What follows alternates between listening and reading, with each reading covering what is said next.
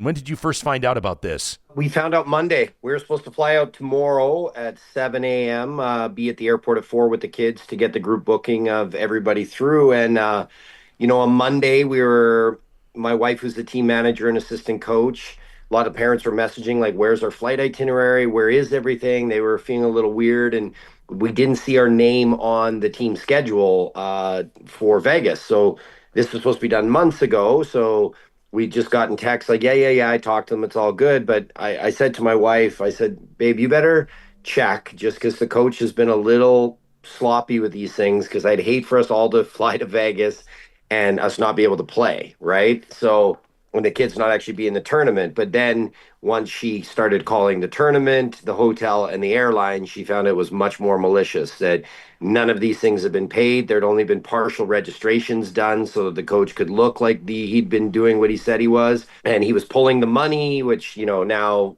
my wife has tracked all the text messages to match back and forth. Like that's why two signatures that are required were put by because you had to put these on a visa, right? You're not booking airlines and stuff with checks. So and then I came home from jujitsu and my wife was bawling because she just felt that how could she have let this slide? How did she not catch it? Blaming herself, even though she'd done a bulk of the organizing for all this fundraising that these kids have been doing for 2.5 years Yeah, to well, I go to guess this you tournament. don't think that the U11 coach is going to make off with almost $50,000. By the way, nobody's naming the coach. Where is the coach? Why is nobody naming the coach? What's going on? So we can't name the coach until he's formally charged, right? Because our great Canadian legal system is that he could actually sue us for I defamation or see. slander until he's charged. So right now, I mean, obviously you can go online and you can figure it out yourself, but until he is formally charged, the police advised us, like, yes, take this to the media, but you cannot say his name. So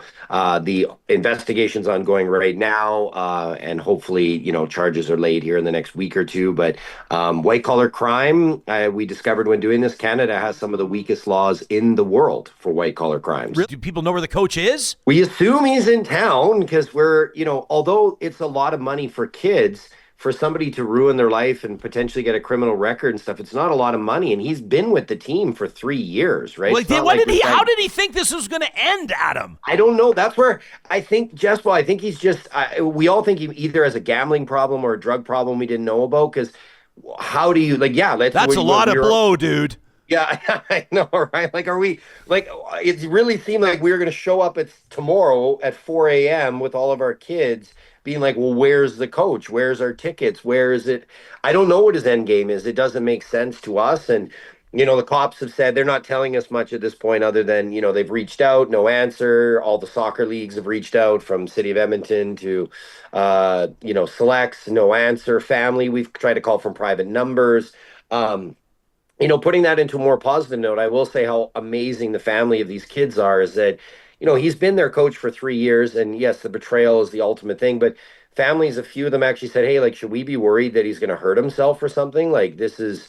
And I was like, and the message we've now been coming on, Jess, was that it's actually a positive story. Like, the Edmonton community has stepped up in just over a day. We've raised over $48,000. We've almost recovered everything that he's taken from these kids. And a great message to our kids as young athletes that if you put that energy, instead of dwelling on the negative and the horrific thing that he did to these children and our families, we put that into a positive. I knew right away. I'm in media, so my wife and I told the team, we're like, look, we're going to put out a press release, we're going to turn this into a positive. There's the trip canceled.